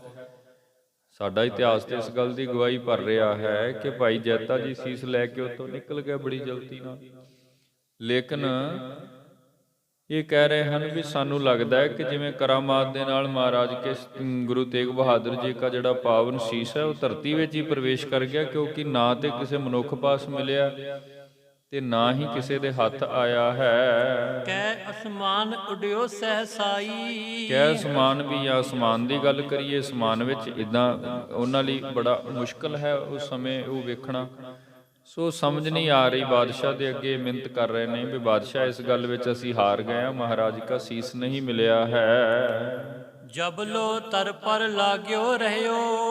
ਜਬ ਲੋ ਜਦੋਂ ਤੱਕ ਅਸੀਂ ਵੇਖਿਆ, ਕਿਉਂਕਿ ਉਹ ਰੁੱਖ ਜਿਸ ਸਥਾਨ ਤੇ ਮਹਾਰਾਜ ਸੱਚੇ ਪਾਤਸ਼ਾਹ ਜੀ ਕੀ ਸ਼ਹਾਦਤ ਹੋਈ ਹੈ ਉਸ ਸਥਾਨ ਤੱਕ ਜਦੋਂ ਕਰੜਾ ਪੈਰਾ ਲਾ ਕਰਕੇ ਬੈਠੇ ਸੀ, ਤਬ ਲੋ ਤਾਂ ਸਕਲ ਹੀ ਲਹਿਓ। ਉਸ ਵਕਤ ਤੱਕ ਅਸੀਂ ਵੇਖਦੇ ਰਹੇ ਹਾਂ ਜੋ ਕੁਝ ਸਾਨੂੰ ਸਨਮੁਖ ਦਿਸਿਆ ਹੈ, ਲੇਕਿਨ ਸ਼ਹਾਦਤ ਦੇ ਨਾਲ ਹੀ ਉੱਥੇ ਬਹੁਤ ਕੁਝ ਤਬਦੀਲ ਹੋਇਆ ਹੈ। ਮੈਂ ਜਬ ਹੀ ਕਰ ਤੇਗ ਉਪਾਰੀ। ਮੈਂ ਜਿਵੇਂ ਹੀ ਆਪਣੇ ਹੱਥ ਵਿੱਚ ਲਾਦ ਕਰਿਆ, ਮੈਂ ਜਿਵੇਂ ਹੀ ਆਪਣੇ ਹੱਥ ਵਿੱਚ ਤੇਗ ਚੁੱਕ ਕਰਕੇ ਤੇ ਉਹਨਾਂ ਦੇ ਪਾਵਨ ਸਰੀਰ ਦੇ ਉੱਪਰ ਪ੍ਰਹਾਰ ਕੀਤਾ ਹੈ। ਉੱਪਰ ਗ੍ਰੇਵਾ ਚਯੋ ਪ੍ਰਹਾਰੀ। ਉੱਪਰ ਸੀਸ ਦੇ ਧੌਣ ਦੇ ਉੱਪਰ ਜਿਵੇਂ ਮਹਾਰਾਜ ਜੀਆਂ ਨੇ ਬਾਣੀ ਪੜ੍ਹ ਕੇ ਪਿੱਛੇ ਜ਼ਿਕਰ ਆਇਆ ਸੀ, ਆਪਣਾ ਸੀਸ ਧਰਤੀ ਤੇ ਨਵਾਇਆ, ਅਕਾਲ ਪੁਰਖ ਪਰਮਾਤਮਾ ਨੂੰ ਸਿਜਦਾ ਕੀਤਾ ਤੇ ਇਧਰੋਂ ਇਸ ਜਲਾਦ ਨੇ ਪ੍ਰਹਾਰ ਕਰ ਦਿੱਤਾ। ਸੋ ਜਿਵੇਂ ਇਹ ਸਭ ਕੁਝ ਹੋਇਆ ਹੈ, ਭਇਓ ਲੋਪ ਅਵਲੋਕਿਓ ਨਾਹੀ। ਬਸ ਇਤਨੇ ਸਮੇਂ ਦੇ ਵਿੱਚ ਹੀ ਮਹਾਰਾਜੇ ਦਾ ਜਿਹੜਾ ਪਾਵਨ ਸੀਸ ਹੈ ਉਹ ਸਾਨੂੰ ਵੇਖਣ ਨੂੰ ਨਹੀਂ ਮਿਲਿਆ। ਕੁਦਰਤੀ ਤੌਰ ਤੇ ਮੈਂ ਪਹਿਲੇ ਵੀ ਬੇਨਤੀ ਕੀਤੀ, ਮਹਾਰਾਜ ਜੀਆਂ ਨੇ ਇਹ ਸੇਵਾ ਆਪਣੇ ਸਿੱਖ ਨੂੰ ਲਾ ਰੱਖੀ ਸੀ। ਹੁਣ ਜਲਾਦ ਕਹਿ ਰਿਹਾ, ਬਸ ਇੰਨਾ ਕੁ ਸਮਾਂ ਮੈਨੂੰ ਦਿਸ ਰਿਹਾ ਕਿ ਪ੍ਰਹਾਰ ਹੋਣ ਤੋਂ ਪਹਿਲੇ ਤੇ ਸੀਸ ਧੜ ਨਾਲ ਹੈ, ਪ੍ਰਹਾਰ ਹੁੰਦਿਆਂ ਹੀ ਉਹ ਸੀਸ ਅਲੋਪ ਹੋ ਜਾਂਦਾ ਹੈ, ਉਹ ਮਿਲ ਨਹੀਂ ਰਿਹਾ। ਇਹ ਸਾਡੇ ਲਈ ਬਹੁਤ ਹੈਰਾਨੀ ਵਾਲੀ ਬਾਤ ਹੈ। ਬਹੁਤ ਯਤਨ ਕੀਤੇ ਨੇ, ਸਾਰੀ ਫੌਜ ਨੇ ਵਾਹ ਲਾ ਲਿਆ, ਇਕੱਲੇ ਇਕੱਲੇ ਮਨੁੱਖ ਦੀ ਤਲਾਸ਼ੀ ਹੋਈ ਹੈ, ਲੇਕਿਨ ਸੀਸ ਪ੍ਰਾਪਤ ਨਹੀਂ ਹੋਇਆ ਹੈ। ਖਰੇ ਹਜ਼ਾਰੋਂ ਲੋਕਣ ਮਾਹੀ, ਖਰੇ ਹਜ਼ਾਰੋਂ ਭਾਵ ਬਹੁਤ ਐਸੇ ਹਜ਼ਾਰ ਲੋਕ ਉਸ ਸਥਾਨ ਤੇ ਲੋਕਾਈ ਖੜੀ ਸੀ, ਜਿਹੜੇ ਮਹਾਰਾਜ ਜੀ ਦਾ ਇਹ ਜੋ ਕੌਤਕ ਹੈ, ਇਹ ਜੋ ਸ਼ਹੀਦੀ ਮੰਜ਼ਰ ਹੈ, ਇਹ ਸਭ ਨੇਤਰਾਂ ਦੇ ਨਾਲ ਦੇਖ ਰਹੇ ਸਨ। ਮੂਰਖ ਸਾਹੋ ਬਿਸੂਰਤ ਭਾਰਾ। ਹੁਣ ਬਾਦਸ਼ਾਹ ਜਿਹਦੇ ਲਈ ਜ਼ਿਕਰ ਭਾਈ ਸਾਹਿਬ ਜੀ ਕਰਦੇ ਨੇ, ਮੂਰਖ ਹੈ, ਮੂਰਖ ਬਾਦਸ਼ਾਹ ਹੈ, ਵੀ ਸੂਰਤ ਭਾਰਾ। ਇਸ ਨੂੰ ਹੁਣ ਮੌਕੇ ਤੇ ਸਮਝ ਵੀ ਕੁਝ ਨਹੀਂ ਆ ਰਹੀ ਵੀ ਹੁਣ ਕੀ ਕੀਤਾ ਜਾਏ, ਕਿਉਂਕਿ ਇਹ ਪਹਿਲੇ ਮਹਾਰਾਜ ਜੀਆਂ ਤੋਂ ਕਰਾਮਾਤ ਦੀ ਮੰਗ ਕਰਦਾ ਸੀ। ਹੁਣ ਕੁਦਰਤੀ ਤੌਰ ਤੇ ਭਾਵੇਂ ਕਿ ਮਹਾਰਾਜ ਜੀਆਂ ਨੇ ਸਹਿਜਤਾ ਵਿੱਚ ਸ਼ਹਾਦਤ ਦਿੱਤੀ ਹੈ, ਇਹਨਾਂ ਲਈ ਇੱਕ ਕਰਾਮਾਤ ਹੀ ਪ੍ਰਗਟ ਹੋ ਗਈ ਹੈ। ਫਿਰ ਇਹਨੇ ਬੜੀ ਹੱਠ ਨਾਲ ਇਹਨਾਂ ਨੂੰ ਕਿਹਾ ਵੀ ਮਹਾਰਾਜ ਦਾ ਸੀਸ ਪ੍ਰਾਪਤ ਕਰੋ, ਜਿੱਥੋਂ ਵੀ ਕਰੋ। ਇੱਥੇ ਭਾਵੇਂ ਭਾਈ ਸੰਤੋਖ ਸਿੰਘ ਜੀਆਂ ਨੇ ਬਾਤ ਕੀਤੀ ਹੈ। ਕੁਝ ਸਾਡੇ ਇਤਿਹਾਸ ਦੇ ਸਰੋਤ ਐਸੇ ਵੀ ਨੇ ਜਿਨ੍ਹਾਂ ਵਿੱਚ ਸਾਨੂੰ ਇਹ ਜ਼ਿਕਰ ਮਿਲਦਾ ਹੈ ਕਿ ਇਹਨਾਂ ਨੇ ਬਹੁਤ ਦੂਰ ਤੱਕ ਯਤਨ ਕੀਤੇ, ਬਹੁਤ ਦੂਰ ਤੱਕ ਯਤਨ ਕੀਤੇ ਸਨ ਮਹਾਰਾਜ ਜੀ ਦਾ ਸੀਸ ਪ੍ਰਾਪਤ ਕਰਨ ਦੇ ਲਈ। ਵੀ ਸੀਸ ਮਿਲੇ, ਨੇ ਕਿਹਾ ਸੀ ਵੀ ਨਹੀਂ ਤਾਂ ਮੈਂ ਤੁਹਾਨੂੰ ਵੀ ਕਤਲ ਕਰ ਦੇਵਾਂਗਾ ਜੇ ਸੀਸ ਪ੍ਰਾਪਤ ਨਾ ਹੋਇਆ। ਵੱਡ ਖਾਲਸੇ ਦੇ ਰਹਿਣ ਵਾਲਾ ਇੱਕ ਸਿੱਖ ਜਿਸ ਨੇ ਸੀਸ ਦੇ ਕਰਕੇ ਕਿਹਾ ਸੀ, ਕੁਝ ਸਰੋਤਾਂ ਦੇ ਹਵਾਲੇ ਨੇ, ਪੁਸ਼ਟੀ ਨਹੀਂ ਮੈਂ ਕਰਦਾ, ਕੁਝ ਸਰੋਤਾਂ ਵਿੱਚ ਇਹ ਬਾਤ ਮਿਲਦੀ ਹੈ ਕਿ ਵੱਡ ਖਾਲਸੇ ਦੇ ਰਹਿਣ ਵਾਲੇ ਇੱਕ ਸਿੱਖ ਨੇ ਸੀਸ ਦੇ ਕਰਕੇ ਕਿਹਾ ਸੀ ਵੀ ਆਹ ਸੀਸ ਤੁਸੀਂ ਦੇ ਕਰਕੇ ਤੇ ਕਹਿ ਦੇਣਾ ਵੀ ਗੁਰੂ ਤੇਗ ਬਹਾਦਰ ਮਹਾਰਾਜ ਜੀ ਦਾ ਸੀਸ ਹੈ। ਬੜਾ ਸਮਾਂ ਇਹਦੇ ਉੱਪਰ ਵੀ ਫਿਰ ਬਾਦਸ਼ਾਹ ਸ਼ੰਕਤ ਰਿਹਾ। ਸੋ ਇਸ ਵਿਧਨਾ ਇਹ ਸਭ ਮਹਾਰਾਜ जी का शहादत होने तो उपरांत बादशाह के सन्मुख कतर होकर के जितने भी हैं समेत जलाद बादशाह को तरला लै रहे हैं कि सानू सीस प्राप्त नहीं होया है। नੈ ਚਲ ਸਮਝੋ ਨਹਿਣ ਵਿਚਾਰਾ। ਇਹ ਕੁਝ ਸਾਡੇ ਸਮਝ ਵਿੱਚ ਨਹੀਂ ਆ ਰਿਹਾ, ਸਾਡੇ ਵਿਚਾਰ ਤੋਂ ਬਾਹਰ ਦੀ ਗੱਲ ਹੈ ਵੀ ਇਹ ਮੌਕੇ ਤੇ ਜੋ ਕੁਝ ਹੋਇਆ ਇਹ ਕਿਵੇਂ ਹੋਇਆ ਹੈ ਜੀ। ਸਿਰ ਨ ਦੀਨਸ ਨਿਜ ਸਿਰ ਦੀਨਾ। ਤੇ ਭਾਈ ਸਾਹਿਬ ਭਾਈ ਸੰਤੋਖ ਸਿੰਘ ਜੀ ਇੱਥੇ ਆਪਣੇ ਵੱਲੋਂ, ਕਿਉਂਕਿ ਇਹ ਪੰਕਤੀਆਂ ਉਹ ਤੇ ਨਹੀਂ ਕਹਿ ਸਕਦੇ, ਪਰੰਤੂ ਇਤਿਹਾਸ ਵਿੱਚ ਜਦੋਂ ਇਹ ਬੋਲ ਅਸੀਂ ਪੜ੍ਹਦੇ ਹਾਂ ਇਹ ਭਾਈ ਸਾਹਿਬ ਜੀ ਕਹਿ ਸਕਦੇ ਨੇ ਜਿਹੜੇ ਇਹ ਸਾਖੀ ਲਿਖ ਰਹੇ ਨੇ। ਆਪਣੇ ਵੱਲੋਂ ਕਹਿੰਦੇ ਨੇ ਵੀ ਸ੍ਰੀ ਗੁਰੂ ਤੇਗ ਬਹਾਦਰ ਮਹਾਰਾਜ ਜੀ ਕੀ ਇਹ ਬਹੁਤ ਵੱਡੀ ਬਖਸ਼ਿਸ਼ ਹੈ, ਜਿਨ੍ਹਾਂ ਸਿਦਕ ਨਹੀਂ ਦਿੱਤਾ, ਜਿਨ੍ਹਾਂ ਅੰਦਰ ਦੀ ਅਡੋਲਤਾ ਦੇ ਨਾਲ ਇਹ ਪਾਵਨ ਸ਼ਹਾਦਤ ਦਿੱਤੀ ਹੈ। ਜਿਨ ਮੋ ਕਰਾਮਾਤ ਪਤ ਪੀਨਾ। ਜਿਨ੍ਹਾਂ ਦੇ ਅੰਦਰ ਕਰਾਮਾਤ ਬਹੁਤ ਵੱਡੀ ਹੈ, ਕਿਉਂਕਿ ਇਸ ਤੋਂ ਵੱਡੀ ਕਰਾਮਾਤ ਅਸੀਂ ਹੋਰ ਕੀ ਮੰਨਾਂਗੇ ਗੁਰੂ ਕੋ। ਕੇਵਲ ਕੋਈ ਨਾਟਕ ਚੇਟਕ ਨੂੰ ਕਰਾਮਾਤ ਨਹੀਂ ਕਹਿ ਸਕਦੇ। ਇੱਕ ਉਹ ਪੁਰਖ ਜਿਹੜਾ ਬੜੇ ਸਹਿਜ ਵਿੱਚ ਟਿਕ ਕਰਕੇ, ਬੜੇ ਆਨੰਦ ਵਿੱਚ, ਬਿਨਾਂ ਕਿਸੇ ਭੈ ਤੋਂ ਹੁਕਮਰਾਨ ਦੇ ਸਨਮੁਖ ਸੀਸ ਨਵਾ ਕੇ ਕਹਿੰਦਾ ਲੋ ਕਰ ਲੋ ਮੇਰਾ ਸੀਸ ਕਤਲ, ਮੈਨੂੰ ਤੁਹਾਡੀ ਤੇਗ ਤੋਂ ਡਰ ਭੈ ਨਹੀਂ ਹੈ। ਇਸ ਤੋਂ ਵੱਡੀ ਕਰਾਮਾਤ ਹੋਰ ਕੀ ਦੇਖਣ ਨੂੰ ਮਿਲੇਗੀ। ਇਹ ਬਹੁਤ ਵੱਡੀ ਕਰਾਮਾਤ ਹੈ। ਮਹਾਰਾਜ ਸੱਚੇ ਪਾਤਸ਼ਾਹ ਜੀਆਂ ਨੇ ਆਪਣੀ ਹਸਤੀ ਦੇ ਵਿੱਚ ਸਮੇਂ ਦੇ ਹੁਕਮਰਾਨ ਦੇ ਸਨਮੁਖ ਬੈਠ ਕਰਕੇ ਕੀਤੀ ਹੈ ਜੀ। ਅਬਤਰ ਪਰ ਰੱਖੋ ਚੁਕਸਾਈ। ਤੇ ਨਾਲ ਫਿਰ ਇਹਨੇ ਇਹ ਵੀ ਹੁਕਮ ਦਿੱਤੇ ਸਨ ਬਾਦਸ਼ਾਹ ਨੇ ਕਿ ਅਜੇ ਵੀ ਉੱਥੇ ਪੂਰੀ ਚੌਕਸੀ ਵਰਤੀ ਜਾਏ। ਹੋਏ ਨਾ ਅਸ ਕੋ ਛਪਲੇ ਜਾਈ। ਹੋਏ ਨਾ ਅਸ, ਕਿਤੇ ਐਸਾ ਨਾ ਹੋਵੇ ਵੀ ਬਾਕੀ ਜੋ ਆਪ ਬਾਤ ਕਰ ਰਹੇ ਹੋ ਉਸ ਸਥਾਨ ਤੇ ਪੂਰੀ ਚੌਕਸੀ ਵਰਤੀ ਜਾਏ। ਕੋਛਪ ਇੱਥੇ ਅਰਥ ਕਰਦੇ ਨੇ ਵੀ ਜਿਹੜਾ ਮਹਾਰਾਜ ਜੀ ਦਾ ਪਾਵਨ ਧੜ ਸਰੀਰ ਬਚਿਆ ਹੈ ਉਹ ਵੀ ਕੋਈ ਲੈ ਜਾਏ ਜੀ। ਪੁਰ ਮੈਂ ਡਿਡਮ ਦੀਜੈ ਫੇਰ। ਪੁਰ ਮੈਂ ਡਿਡਮ ਦੀਜੈ ਫੇਰ, ਸਾਰੇ ਨਗਰ ਵਿੱਚ ਇਹ ਜਿਹੜਾ ਢੰਡੋਰਾ ਹੈ ਇਹ ਪਿਟਵਾ ਦਿੱਤਾ ਜਾਏ। ਸੰਗਤ ਮੈਂ ਸਿੱਖ ਜੋ ਇਨਕੇਰ। ਸੰਗਤ ਦੇ ਵਿੱਚ ਭਾਵ ਇਸ ਦਿੱਲੀ ਨਗਰ ਦੇ ਵਿੱਚ ਜਾਂ ਆਸ-ਪਾਸ ਜਿੱਥੇ ਵੀ ਕੋਈ ਗੁਰੂ ਕੇ ਸਿੱਖ ਵਸਦੇ ਹਨ, ਉਹ ਆਪਣੇ ਆਪ ਨੂੰ ਗੁਰੂ ਤੇਗ ਬਹਾਦਰ ਮਹਾਰਾਜ ਜੀ ਕੇ ਸਿੱਖ ਖਵਾਉਂਦੇ ਹਨ। ਲੇਕਰ ਜਾਏ ਕਰੈ ਸੰਸਕਾਰਾ। ਜੇਕਰ ਉਹਨਾਂ ਵਿੱਚੋਂ ਕੋਈ ਵੀ ਮਹਾਰਾਜ ਜੀ ਕੇ ਪਵਿੱਤਰ ਸਰੀਰ ਨੂੰ ਲੈ ਜਾ ਕਰਕੇ ਤੇ ਇਸ ਸਰੀਰ ਦਾ ਅੰਤਮ ਸੰਸਕਾਰ ਕਰਦਾ ਹੈ। ਜਿਮ ਹਿੰਦੁਨ ਕੀ ਰੀਤ ਉਧਾਰਾ। ਜਿਹੜੀ ਹਿੰਦੂ ਸਮਾਜ ਦੀ ਇੱਕ ਰੀਤ ਹੈ, ਸਰੀਰ ਦੇ ਛੁੱਟਣ ਤੋਂ ਬਾਅਦ ਅੰਤਮ ਸੰਸਕਾਰ ਕੀਤਾ ਜਾਂਦਾ ਹੈ, ਅਗਨ ਸਪੁਰਦ ਕੀਤਾ ਜਾਂਦਾ ਹੈ। ਸੋ ਇਸ ਵਿੱਚ ਜੇਕਰ ਕੋਈ ਵੀ ਇਸ ਦਿੱਲੀ ਦੀ ਧਰਤੀ ਆਸ-ਪਾਸ ਤੋਂ ਜਿਹੜਾ ਮਹਾਰਾਜ ਜੀ ਦਾ ਸਿੱਖ ਖਵਾਉਂਦਾ ਹੈ, ਜਾਂ ਕੋਈ ਹੋਰ ਅਸੀਂ ਕਹਿ ਲਈਏ ਭਾਵਨਾ ਵਾਲਾ ਹਿੰਦੂ ਜਿਨ੍ਹਾਂ ਲਈ ਮਹਾਰਾਜ ਜੀ ਨੇ ਸ਼ਹਾਦਤ ਦਿੱਤੀ ਹੈ, ਉਹ ਉੱਠ ਕੇ महाराज जी के पवित्र शरीर का संस्कार करेगा। हिम कर हुक्म सभा मैं पाखा। ਉਸਨੇ ਹੁਕਮ ਦੇ ਦਿੱਤੇ ਹਨ ਕਿ ਫਿਰ ਇਸੇ ਤਰ੍ਹਾਂ ਉਸ ਨੂੰ ਵੀ ਕਤਲ ਕਰ ਦਿੱਤਾ ਜਾਵੇਗਾ ਜਿਵੇਂ ਗੁਰੂ ਤੇਗ ਬਹਾਦਰ ਮਹਾਰਾਜ ਜੀ ਨੂੰ ਕਤਲ ਕੀਤਾ ਗਿਆ, ਕਿਉਂਕਿ ਉਹ ਸ਼ਬਦ ਹੀ ਵਰਤਦੇ ਨੇ। ਸੋ ਇਸ ਵਿਧ ਨਾਲ ਉਸਨੇ ਆਪਣੇ ਮੰਤਰੀਆਂ ਨੂੰ, ਆਪਣੀ ਸਭਾ ਦੇ ਅੰਦਰ ਬੈਠੇ ਸਾਰੇ ਮੁਲਾਣੇ ਆਦਿਕ ਨੂੰ ਕਹਿ ਦਿੱਤਾ ਹੈ ਕਿ ਹੁਣ ਇੱਥੇ ਤਕੜਾਈ ਕੀਤੀ ਜਾਵੇ, ਲਖੇ ਨਾ ਹਮ ਇਮ ਛਲ ਰਚ ਰਾਖਾ। ਕਿਉਂਕਿ ਇਹ ਹੁਣ ਅਸੀਂ ਇਹ ਨਹੀਂ ਵੇਖਣਾ ਚਾਹੁੰਦੇ ਕਿ ਸੀਸ ਤੋਂ ਬਾਅਦ ਧੜ ਵੀ ਕੋਈ ਲੈ ਗਿਆ ਹੈ। ਦੇ ਕਰ ਦੋਸ ਮੋ ਸਿਰ ਭਾਰੀ। ਦੇ ਕਰ ਦੋਸ ਮੋ ਸਿਰ ਭਾਰੀ, ਭਾਵ ਇੱਥੇ ਬਾਦਸ਼ਾਹ ਪਛਤਾ ਰਿਹਾ ਹੈ ਕਿ ਜਿਹੜਾ ਕਾਰਜ ਸਾਡੇ ਤੋਂ ਹੋਇਆ ਹੈ, ਗੁਰੂ ਤੇਗ ਬਹਾਦਰ ਮਹਾਰਾਜ ਜੀ ਕੀ ਸ਼ਹਾਦਤ, ਇਹ ਵੀ ਹੁਣ ਸਾਡੇ ਸਿਰ, ਹਕੂਮਤ ਦੇ ਸਿਰ, ਬਾਦਸ਼ਾਹ ਸਿਰ ਦੋਸ਼ ਬਣਿਆ। ਤੇ ਸੱਚਮੁੱਚ ਗੁਰੂ ਤੇਗ ਬਹਾਦਰ ਮਹਾਰਾਜ ਜੀ ਨੇ ਕੌਤਕ ਕੀ ਵਰਤਾਇਆ, ਕਿਉਂਕਿ ਜੇਕਰ ਗੁਰੂ ਤੇਗ ਬਹਾਦਰ ਮਹਾਰਾਜ ਜੀ ਇਸਲਾਮ ਕਬੂਲ ਕਰ ਲੈਂਦੇ ਫਿਰ ਸਾਰੇ ਦਾ ਸਾਰਾ ਦੋਸ਼ ਜਿਹੜਾ ਹੈ ਮਹਾਰਾਜ ਕੇ ਸਿਰ ਆ ਜਾਣਾ ਸੀ, ਕਿਉਂਕਿ ਮਹਾਰਾਜ ਇੱਕ ਬਹੁਤ ਵੱਡੇ ਸਮਾਜ ਦੀ ਅਗਵਾਈ ਕਰ ਰਹੇ ਸਨ। ਪੂਰੇ ਹਿੰਦੁਸਤਾਨ ਦੇ ਸਨਾਤਨੀ ਸਮਾਜ, ਹਿੰਦੂ ਸਮਾਜ ਦੀ ਅਗਵਾਈ ਕਰ ਰਹੇ ਸਨ। ਧਰਮ ਨੂੰ ਬਚਾਉਣ ਦੇ ਲਈ, ਧਰਮ ਚਿੰਨ੍ਹਾਂ ਦੀ ਰਾਖੀ ਦੇ ਲਈ, ਧਰਮ ਗ੍ਰੰਥਾਂ, ਧਰਮ ਸਥਾਨਾਂ ਦੀ ਰਾਖੀ ਦੇ ਲਈ ਬੈਠੇ ਸਨ। ਜੇਕਰ ਮਹਾਰਾਜ ਡੋਲ ਜਾਂਦੇ ਤੇ ਦੋਸ਼ ਮਹਾਰਾਜ ਕੇ ਸਿਰ ਆਉਣਾ ਸੀ। ਮਹਾਰਾਜ ਨਹੀਂ ਡੋਲੇ, ਬਾਦਸ਼ਾਹ ਨੇ ਜ਼ਬਰਦਸਤੀ ਮਹਾਰਾਜ ਜੀ ਦਾ ਸੀਸ ਕਲਮ ਕਰ ਦਿੱਤਾ। ਹੁਣ ਸਾਰੇ ਦਾ ਸਾਰਾ ਦੋਸ਼ ਬਾਦਸ਼ਾਹ ਦੇ ਸਿਰ ਹੈ ਵੀ ਇਹ ਬਾਦਸ਼ਾਹ ਅਨਿਆਈ ਹੈ, ਪਾਪੀ ਹੈ, ਦੁਸ਼ਟ ਹੈ, ਇਹ ਕਿਸੇ ਦੇ ਉੱਪਰ ਤਰਸ ਨਹੀਂ ਕਰ ਸਕਦਾ। ਇਸ ਲਈ ਪਛਤਾ ਰਿਹਾ ਵੀ ਇਹ ਸਾਰਾ ਦੋਸ਼ ਇਹ ਵੀ ਸਾਡੇ ਸਿਰ ਲੱਗਾ ਹੈ। ਤਨ ਤਿਆਗਨ ਮੈਂ ਬਿਲਮ ਬਿਸਾਰੀ। ਮਹਾਰਾਜ ਜੀਆਂ ਨੇ ਤੇ ਕੋਈ ਬਿਲਮ ਨਹੀਂ ਕੀਤਾ, ਦੇਰੀ ਨਹੀਂ ਕੀਤੀ। ਉਹ ਤਾਂ ਜਦੋਂ ਤੋਂ ਗ੍ਰਿਫਤਾਰ ਹੋਏ ਸਨ ਉਦੋਂ ਤੋਂ ਹੀ ਇਸ ਬਾਤ ਨੂੰ ਵਾਰ-ਵਾਰ ਕਹਿ ਰਹੇ ਸਨ ਵੀ ਹੁਣ ਜੋ ਸਮਾਂ ਬਣ ਰਿਹਾ ਹੈ ਇੱਥੇ ਸਾਡੀ ਸ਼ਹਾਦਤ ਹੋਣੀ ਹੈ। ਸੋ ਇਸ ਵਿਧ ਮਹਾਰਾਜ ਤਾਂ ਬਿਨਾਂ ਵਿਲੰਬ ਤੋਂ, ਬਿਨਾਂ ਦੇਰੀ ਤੋਂ, ਬਿਨਾਂ ਭੈ ਤੋਂ ਇਹ ਕੁਰਬਾਨੀ, ਇਹ ਸ਼ਹਾਦਤ ਦਿੰਦੇ ਹਨ। ਕਹੇ ਨਾ ਮੋਰੇ ਅਜਮਤ ਲਾਈ। ਬਾਦਸ਼ਾਹ ਪਛਤਾ ਰਿਹਾ ਸੀ ਵੀ ਮੈਂ ਬਹੁਤ ਵਾਰ ਯਤਨ ਕੀਤੇ ਸੀ ਵੀ ਅਜ਼ਮਤ ਦਿਖਾ ਦੇਵੋ, ਕਰਾਮਾਤ ਦਿਖਾ ਦੇਵੋ, ਤੁਹਾਨੂੰ ਛੱਡ ਦਿੱਤਾ ਜਾਏਗਾ, ਜਾਨ ਬਖਸ਼ ਦਿੱਤੀ ਜਾਏਗੀ। ਬਾਰ ਬਹੁਤਿਨ ਸਮਝਾਈ। ਬਹੁਤ ਵਾਰ ਸਮਝਾਇਆ ਸੀ, ਆਪਣੇ ਵੱਲੋਂ ਸ਼ਬਦ ਵਰਤ ਰਿਹਾ ਬਹੁਤ ਵਾਰ। ਹਾਲਾਂਕਿ ਅਸੀਂ ਕਹਿ ਸਕਦੇ ਹਾਂ ਵੀ ਗੁਰੂ ਤੇਗ ਬਹਾਦਰ ਮਹਾਰਾਜ ਜੀ ਨੂੰ ਇਸ ਦੁਸ਼ਟ ਨੇ ਕੀ ਸਮਝਾਉਣਾ ਹੈ। ਜਿਤਨੀ ਸਮਝ ਵੱਡੀ ਮਹਾਰਾਜ ਜੀ ਕੇ ਅੰਦਰ ਹੈ, ਜਿੰਨੀ ਉੱਚੀ ਮੱਤ ਗੁਰਦੇਵ ਦੀ ਹੈ, ਉਨੀ ਇਸ ਦੁਸ਼ਟ ਵਿੱਚ ਕਿੱਥੇ ਹੈ। ਇਹਨੇ ਕੀ ਸਮਝਾਉਣਾ ਹੈ। ਆਪਣੇ ਵੱਲੋਂ ਸ਼ਬਦ ਵਰਤ ਰਿਹਾ ਵੀ ਮੈਂ ਬਹੁਤ ਸਮਝਾਇਆ ਸੀ, ਕਰਾਮਾਤ ਦਿਖਾ ਦੇਵੋ, ਤੁਹਾਡੇ ਪ੍ਰਾਣ ਬਖਸ਼ੇ ਜਾਣਗੇ। ਮਨ ਬਿਸਰਾਮ ਨਾ ਹੋਏ ਅਬ ਮੇਰਾ। ਹੁਣ ਕਹਿ ਰਿਹਾ ਹੈ ਕਿ ਇਸ ਕਾਰਜ ਦੇ ਹੋਣ ਤੋਂ ਉਪਰੰਤ ਮੇਰਾ ਮਨ ਸਥਿਰ ਨਹੀਂ ਹੈ, ਸ਼ਾਂਤ ਨਹੀਂ ਹੈ, ਵਿਆਕੁਲ ਹੋ ਰਿਹਾ ਹੈ, ਉਤਪਾਤਨ ਤੇ ਹੋਲ ਬਡੇਰਾ। ਡਰ ਰਿਹਾ ਹੈ।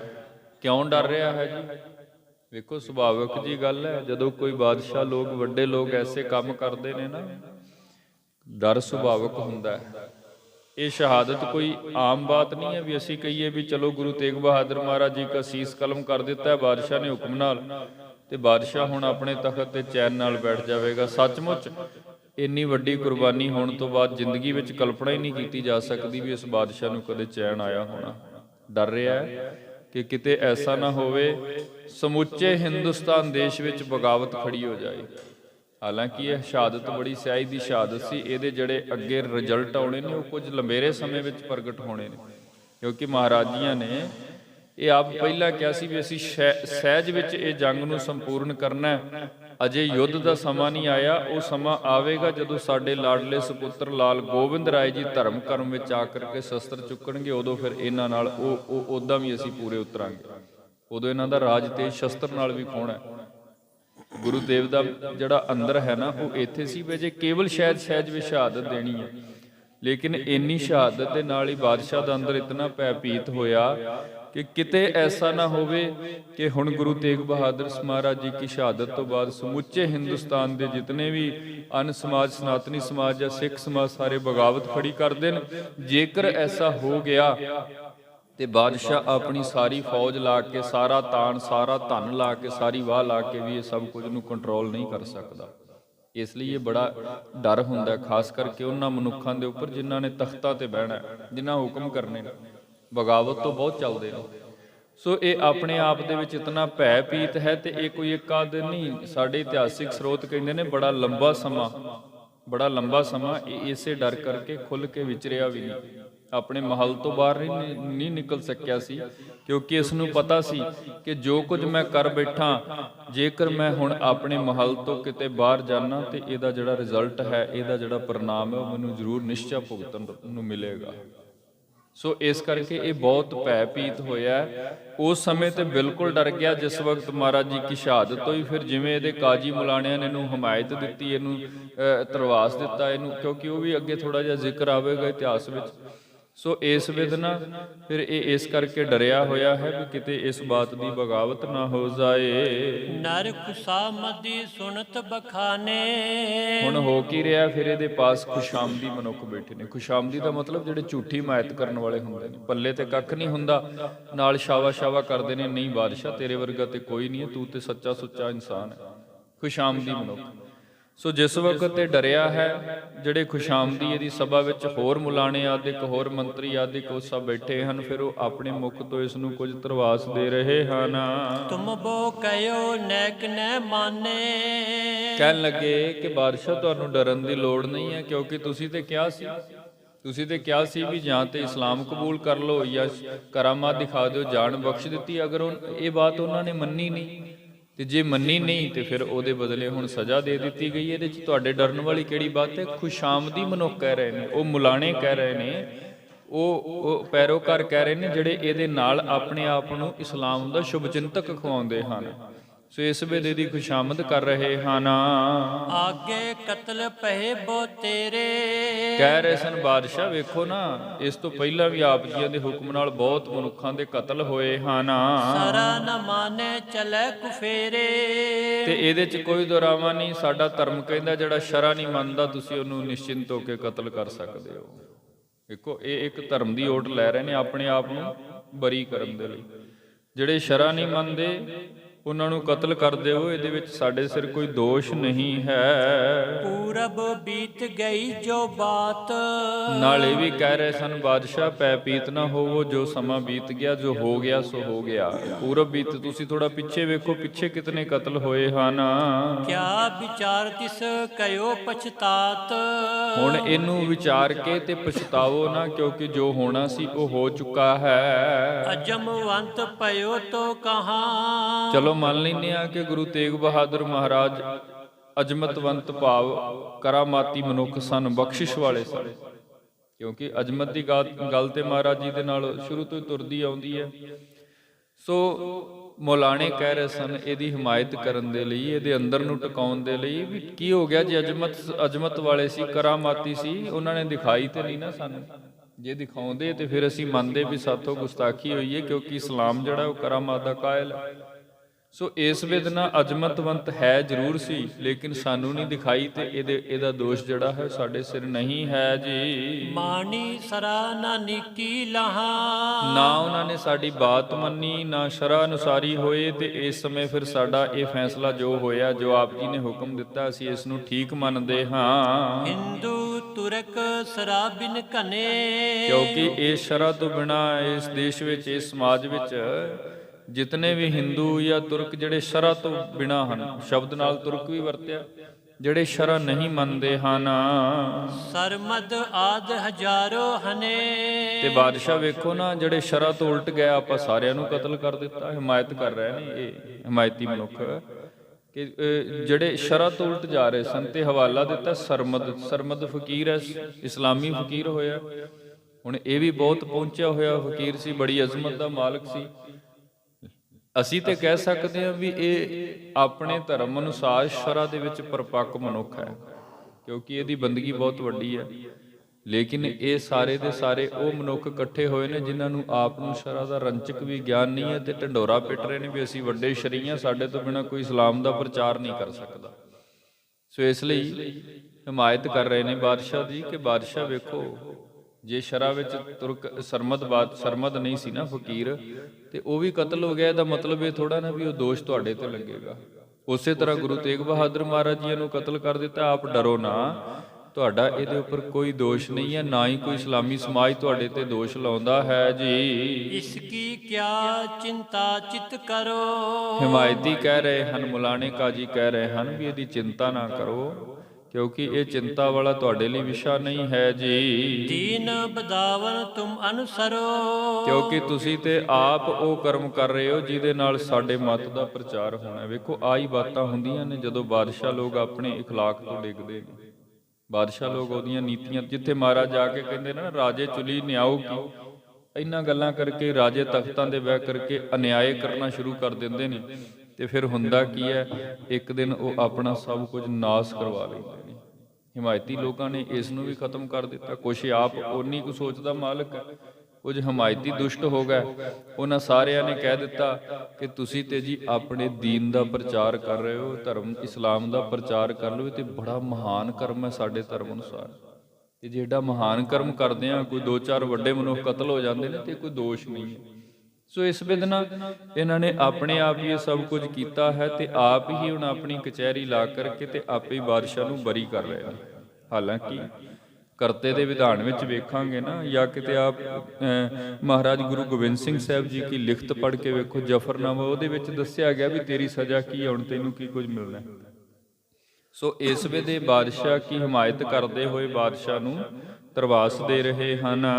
ਲੋਕਨ ਭਨੇ ਤੀਰ ਤੋਂ ਧਾਰੀ, ਲੋਕਨ ਭਨੇ, ਲੋਕ ਕਹਿ ਰਹੇ ਨੇ ਤੀਰ ਤੋਂ ਧਾਰੀ।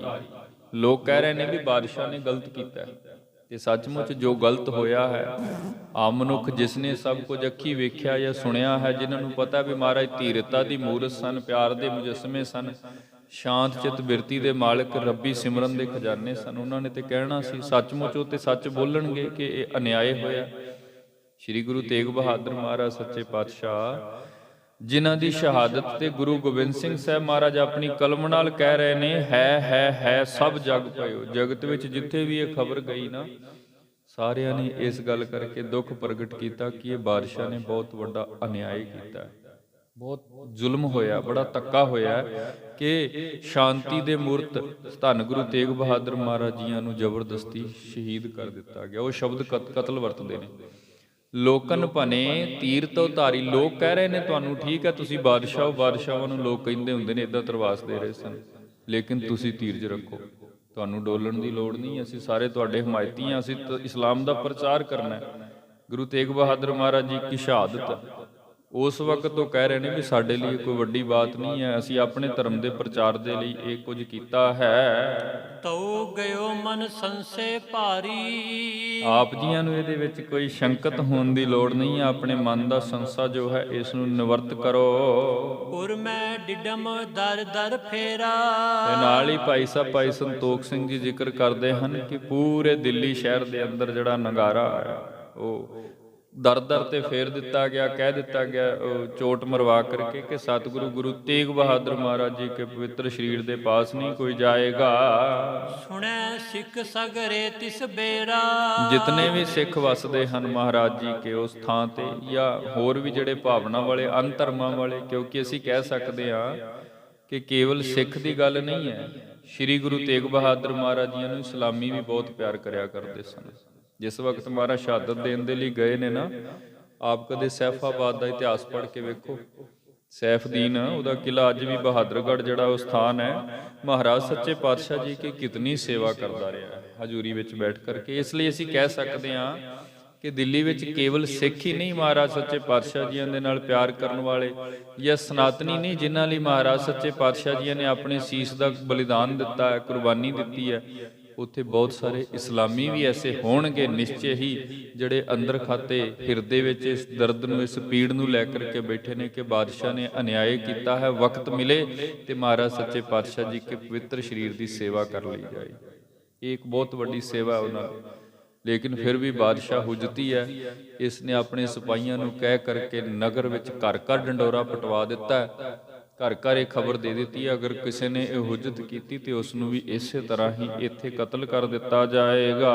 ਤਰਾਸ ਤੁਰਕ ਪਤ ਕੋ ਅਤ ਧਾਰੈ। ਤੇ ਜਿਹੜਾ ਬਾਦਸ਼ਾਹ ਸਭ ਨੂੰ ਪਤਾ ਹੈ ਵੀ ਇਹ ਕਿਤਨਾ ਹੁਜਤੀ ਹੈ, ਕਿਤਨਾ ਇਲਤੀ ਬਾਦਸ਼ਾਹ ਹੈ। ਸੋ ਇਸ ਬਾਦਸ਼ਾਹ ਤੋਂ ਸਭ ਕੋਈ ਉਸ ਵਕਤ ਡਰਦਾ ਹੈ ਜੀ। ਹਮ ਸਿੱਖ ਸੇਵਕ ਨਹੀਂ ਉਚਾਰੈ। ਹਮ ਸਿੱਖ ਸੇਵਕ, ਹੁਣ ਜਿਹੜੇ ਆਮ ਸਿੱਖ ਨੇ ਜਿਨ੍ਹਾਂ ਕੋਲ ਹਾਲੀ ਇਤਨਾ ਤਾਨ ਨਹੀਂ, ਬਲ ਨਹੀਂ, ਹੁਕਮਰਾਨ ਦੇ ਨਾਲ ਇਹਦਾ ਟੱਕਰ ਲੈਣੀ ਇਹ ਕੋਈ ਆਮ ਬਾਤ ਵੀ ਨਹੀਂ ਹੈ। ਸੋ ਯਤਨ ਤੇ ਕਰ ਰਹੇ ਹਨ, ਲੇਕਿਨ ਹਕੂਮਤ ਨਾਲ ਲੜਨਾ ਇਹ ਵੀ ਕਠਿਨ ਹੈ ਜੀ। ਕਿਨਹੂ ਨਾ ਗੁਰ ਕੀ ਲੋਥ ਉਠਾਈ। ਅਜੇ ਕੁਝ ਹੀ ਸਮਾਂ ਹੋਇਆ ਸ਼ਹਾਦਤ ਨੂੰ। ਸਤਿਗੁਰੂ ਗੁਰੂ ਤੇਗ ਬਹਾਦਰ ਮਹਾਰਾਜ ਜੀ ਦਾ ਜਿਹੜਾ ਸੀਸ ਹੈ ਉਹ ਤੇ ਪਿੱਛੇ ਜ਼ਿਕਰ ਆਪਾਂ ਪੜਿਆ, ਭਾਈ ਜੈਤਾ ਜੀ ਹੁਣਾਂ ਨੇ ਉਸੇ ਵਕਤ ਹੀ ਉਸ ਨੂੰ ਸਾਂਭ ਲਿਆ ਤੇ ਇਸ ਦਿੱਲੀ ਦੀ ਧਰਤੀ ਤੋਂ ਲੈ ਕਰਕੇ ਬਾਹਰ ਨੂੰ ਤੁਰ ਪਏ। ਜਿਵੇਂ ਕਿਵੇਂ ਯਤਨ ਕੀਤੇ ਉਹਨਾਂ ਨੇ ਆਪਣਾ ਆਪ ਬਚਾਉਂਦਿਆਂ ਹੋਇਆਂ ਸ਼੍ਰੀ ਅਨੰਦਪੁਰ ਸਾਹਿਬ ਪਹੁੰਚੇ ਸਨ। ਸਤਿਗੁਰੂ ਜੀ ਦਾ ਜਿਹੜਾ ਪਵਿੱਤਰ ਸਰੀਰ ਹੈ ਉਸੇ ਥਾਂ ਤੇ ਹੀ ਸਿਪਾਹੀਆਂ ਦੇ ਸਖਤ ਪੈਰੇ ਹੇਠ ਹੈ ਜੀ। ਲਖੈ ਸਹੀ ਕਰ ਦੇ ਮਰਵਾਈ। ਤੇ ਜੇਕਰ ਕੋਈ ਉਸ ਪਾਸੇ ਵੱਲ ਤੱਕਦਾ ਵੀ ਹੈ, ਇੰਨੇ ਸਖਤ ਹੁਕਮ ਨੇ ਵੀ ਉਹਦਾ ਵੀ ਕਤਲ ਕਰਨ ਦੇ ਹੁਕਮ ਦੇ ਰੱਖੇ ਹਨ। ਕਰ ਕਰ ਦਰ ਦਰ ਦੁਰ ਦੁਰ ਸਾਰੇ। ਜਿਹੜਾ ਢੰਡੋਰਚੀ ਹੈ ਉਸਨੇ ਦਰ ਦਰ ਤੇ ਘਰ ਘਰ ਜਾ ਕਰਕੇ ਹਰ ਇੱਕ ਦਰਵਾਜ਼ੇ ਅੱਗੇ ਜਾ ਕਰਕੇ ਬੁਲੰਦ ਆਵਾਜ਼ ਇਹ ਕੁਝ ਕਹਿ ਦਿੱਤਾ ਹੈ। ਨਰ ਨਾਰੀ ਸਭ ਕਾਢੈ ਗਾਰੇ। ਭਾਈ ਸਾਹਿਬ ਜੀ ਸ਼ਬਦ ਵਰਤਦੇ ਨੇ, ਜਿਹੜਾ ਕੋਈ ਇਹ ਬਾਤ ਸੁਣ ਰਿਹਾ ਸੀ ਨਾ, ਜਿਵੇਂ ਦਰ ਦਰ ਤੇ ਜਾ ਕੇ ਢੰਡੋਰਚੀ ਜਾ ਕੇ ਕਹਿੰਦਾ ਸੀ ਵੀ ਗੁਰੂ ਤੇਗ ਬਹਾਦਰ ਮਹਾਰਾਜ ਜੀ ਕੇ ਸਰੀਰ ਦਾ ਸੰਸਕਾਰ ਨਹੀਂ ਕੀਤਾ ਜਾਏਗਾ, ਬਾਦਸ਼ਾਹ ਦੇ ਹੁਕਮ ਨੇ ਅਗਰ ਕੋਈ ਪਾਸ ਜਾਏਗਾ ਤੇ ਉਸ ਨੂੰ ਕਤਲ ਕਰ ਦਿੱਤਾ ਜਾਏਗਾ। ਅੱਗੋਂ ਆਵਾਜ਼ਾਂ ਫਿਰ ਆਉਂਦੀਆਂ ਸਨ ਵੀ ਇਹ ਨਿਕੰਮਾ ਬਾਦਸ਼ਾਹ ਹੈ। ਦਰ ਦਰ ਨਰ ਨਾਰੀ ਕਾਢੈ ਸਭ ਗਾਰੇ। ਗਾਰੇ ਦੇ ਅਰਥ ਹੁੰਦੇ ਗਾਲੀ ਕੱਢਣੀ, ਜਿਵੇਂ ਕਿਸੇ ਨੂੰ ਲਾਂਤ ਪਾਉਣੀ। ਇਸ ਵੇਦ ਅੱਗੋਂ ਫਿਰ ਐਸੇ ਸ਼ਬਦ ਬਾਦਸ਼ਾਹ ਲਈ ਇਹਦੇ ਅਹਿਲਕਾਰਾਂ ਨੂੰ ਜਿਹੜੇ ਢੰਡੋਰਚੀ ਹਨ ਉਹਨਾਂ ਨੂੰ ਸੁਣਦੇ ਹਨ। ਹਾਹਾਕਾਰ ਕਰੈ ਪੁਰਸਾਰੋ। ਪੂਰਾ ਦਿੱਲੀ ਸ਼ਹਿਰ ਜਿੱਥੇ ਜਿੱਥੇ ਵੀ ਇਹ ਖਬਰ ਪਹੁੰਚੀ ਹੈ ਹਾਹਾਕਾਰ ਮਚ ਰਹੀ ਹੈ ਜੀ। ਅਪਰਾਧੀ ਪਾਪੀ ਹਥਿਆਰੋ। ਤੇ ਸਭ ਕੋਈ ਕਹਿ ਰਿਹਾ ਸੀ ਕਿ ਬਹੁਤ ਵੱਡਾ ਅਪਰਾਧੀ ਹੈ ਇਹ ਬਾਦਸ਼ਾਹ, ਬਹੁਤ ਵੱਡਾ ਪਾਪੀ ਹੈ, ਹਤਿਆਰਾ ਹੈ, ਸੱਚਮੁੱਚ ਹਤਿਆਰਾ ਹੈ, ਕਿਉਂਕਿ ਇਹ ਆਪਣੇ ਵਿਧਾਨ ਦੇ ਵਿੱਚ ਸੰਤਾਂ ਫਕੀਰਾਂ ਨੂੰ ਵੀ ਨਹੀਂ ਬਖਸ਼ਦਾ। ਚਲੋ ਆਮ ਲੋਕਾਂ ਦੀ ਸਜ਼ਾ ਤੇ ਆਪਾਂ ਵੇਖਦੇ ਹੀ ਹਾਂ ਜਿਹੜੇ ਜੁਰਮ ਕਰਦੇ ਨੇ, ਜਾਂ ਕਈ ਵਾਰ ਬਹੁਤ ਐਸਾ ਵੀ ਹੁੰਦਾ ਕਿ ਜਦੋਂ ਕੋਈ ਬਾਦਸ਼ਾਹ ਲੋਕ ਸਜ਼ਾ ਦਿੰਦੇ ਸਨ ਉਹ ਬਿਨਾਂ ਜੁਰਮ ਤੋਂ ਵੀ ਕਈਆਂ ਨੂੰ ਕਤਲ ਕਰ ਦਿੰਦੇ ਸਨ। ਇਹ ਉਹਨਾਂ ਦੇ ਸੁਭਾਅ ਹੁੰਦੇ ਨੇ ਬਾਦਸ਼ਾਹਾਂ ਦੇ, ਕਿ ਜਦੋਂ ਉਹਨਾਂ ਨੇ ਦੇਖਿਆ ਕੋਈ ਬਹੁਤੀ ਸਜ਼ਾ ਵੀ ਨਹੀਂ, ਕੋਈ ਬਹੁਤਾ ਵੱਡਾ ਜੁਰਮ ਮਿਲੀ, ਫਿਰ ਵੀ ਸਜ਼ਾਏ ਮੌਤ ਕਤਲ ਕਰ ਦਿੰਦੇ ਸਨ। ਲੇਕਿਨ ਇੱਕ ਉਹ ਪੁਰਖ ਜਿਨ੍ਹਾਂ ਨੂੰ ਸਮੁੱਚਾ ਜਗਤ ਪੂਜਦਾ ਹੈ, ਜਿਨ੍ਹਾਂ ਦਾ ਨਾਮ ਹੈ ਤੇ ਜਿਹਦਾ ਇਹਨੂੰ ਚੰਗਾ ਭਲਾ ਪਤਾ ਹੈ ਵੀ ਇਹ ਗੁਰੂ ਨਾਨਕ ਦੀ ਗੱਦੀ ਦੇ 9ਵੇਂ ਵਾਰਸ ਨੇ, ਹੁਕਮ ਦੇ ਕਰਕੇ ਇਸ ਨੇ ਬਾਦਸ਼ਾਹ ਨੇ ਧੰਨ ਗੁਰੂ ਤੇਗ ਬਹਾਦਰ ਮਹਾਰਾਜ ਜੀ ਨੂੰ ਦਿੱਲੀ ਚਾਂਦਨੀ ਚੌਕ ਦੇ ਅੰਦਰ ਸ਼ਹੀਦ ਕਰਵਾ ਦਿੱਤਾ। ਜਿਵੇਂ ਮਹਾਰਾਜ ਜੀ ਕੀ ਸ਼ਹਾਦਤ ਹੋਈ, ਸੀਸ ਦਾ ਬਿਰਤਾਂਤ ਆਪ ਜੀ ਨੇ ਸੁਣਿਆ ਹੈ। ਅੱਗੇ ਜਿਵੇਂ ਮਹਾਰਾਜ ਜੀ ਕੇ ਪਵਿੱਤਰ ਸਰੀਰ ਨੂੰ ਭਾਈ ਲੱਖੀ ਸ਼ਾਹ ਜੀ ਲੈ ਕੇ ਜਾਂਦੇ ਨੇ, ਕਿਉਂਕਿ ਉਹ ਵੀ ਇੱਕ ਬੜਾ ਵਿਲੱਖਣ ਇਤਿਹਾਸ ਹੈ। ਅਸੀਂ ਕਹਿ ਤਾਂ ਦਿੰਦੇ ਹਾਂ ਵੀ ਆਪਣੇ ਗੱਡਿਆਂ ਵਿੱਚ ਲੈ ਗਏ, ਇੰਨੇ ਸਖਤ ਪਹਿਰੇ ਦੇ ਵਿੱਚੋਂ ਤੇ ਮਹਾਰਾਜ ਜੀ ਕੇ ਉਸ ਪਵਿੱਤਰ ਸਰੀਰ ਨੂੰ ਲਿਜਾ ਕੇ ਆਪਣੇ ਘਰ ਦੇ ਵਿੱਚ ਸਮੇਤ ਸਰੀਰ ਸਮੇਤ ਸਮਾਨ ਦੇ ਨਾਲ ਸੰਸਕਾਰ ਕਰਦੇ ਨੇ। ਬਹੁਤ ਵੱਡੀ ਸੇਵਾ ਹੈ। ਉਸ ਸਮੇਂ ਦੇ ਹਾਲਾਤਾਂ ਦੇ ਅਨੁਸਾਰ ਇਹ ਸਭ ਕੁਝ ਵੇਖਾਂਗੇ ਨਾ ਤੇ ਇਹ ਇੱਕ ਬੜੀ ਮਹਾਨ ਸੇਵਾ ਜਿਵੇਂ ਉਸ ਗੁਰਮੁਖ ਨੇ ਕੀਤੀ, ਉਹ ਸਾਰਾ ਬਿਰਤਾਂਤ ਅੱਗੇ ਅੰਕਿਤ ਹੈ। ਯਤਨ ਕਰਾਂਗੇ ਇਹਨਾਂ ਸਮਿਆਂ ਦੌਰਾਨ ਸੰਪੂਰਨ ਇਤਿਹਾਸ ਆਪ ਸੰਗਤਾਂ ਦੇ ਨਾਲ ਵਿਸਤਾਰ ਸਹਿਤ ਸਾਂਝਾ ਕਰਨ ਦਾ। ਜੀ ਅੱਜ ਸਮੇਂ ਹੋ ਚੁੱਕੇ ਨੇ, ਇੱਥੇ ਹੀ ਇਹਨਾਂ ਵਿਚਾਰਾਂ ਨੂੰ ਆਪਾਂ ਵਿਸ਼ਰਾਮ ਦਿੰਦੇ ਹਾਂ। ਗੁਰੂ ਇਤਿਹਾਸ ਨੂੰ ਵਾਚਦਿਆਂ ਹੋਈਆਂ ਅਣਗਿਣਤ ਭੁੱਲਾਂ ਗੁਰਦੇਵ ਗੁਰੂ ਕੀ ਸੰਗਤ ਬਖਸ਼ ਲੈਣਾ। ਆਓ ਸਮੇਂ ਹੋ ਚੁੱਕੇ ਨੇ, ਗੁਰਬਾਣੀ ਦੇ ਕੀਰਤਨ ਸਰਵਣ ਕਰੀਏ। ਅਖੀਰਲੀਆਂ ਪੰਕਤੀਆਂ ਪੜ੍ਹ ਕੇ ਸਮਾਪਤੀ ਹੈ ਜੀ। ਹਾਹਾਕਾਰ ਕਰੈ ਪੁਰਸਾਰੋ, ਅਪਰਾਧੀ ਪਾਪੀ ਹਥਿਆਰੋ। ਵਾਹਿਗੁਰੂ ਜੀ ਕਾ ਖਾਲਸਾ, ਵਾਹਿਗੁਰੂ ਜੀ ਕੀ ਫਤਿਹ।